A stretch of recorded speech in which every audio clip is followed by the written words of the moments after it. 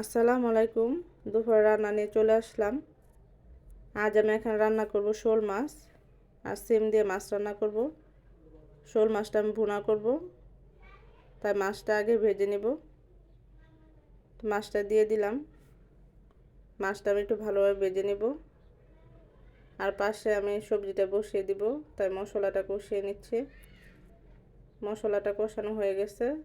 এখন এখানে মাছটা দিয়ে আমি একটা ঢাকনা দিয়ে দিব মাছটা কষানোর জন্য।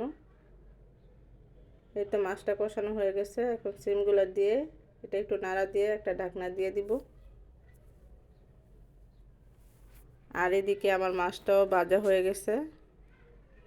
এখন মাছটা উঠিয়ে আমি এখন মশলা কষিয়ে নেব মাছ বোনার জন্য। মশলাটা কষানো হয়ে গেছে, এখন মাছগুলো দিয়ে দিব। এই ছিল আজকে আমার দুপুর রান্না। সবাই ভালো থাকবেন। আল্লাহ হাফেজ।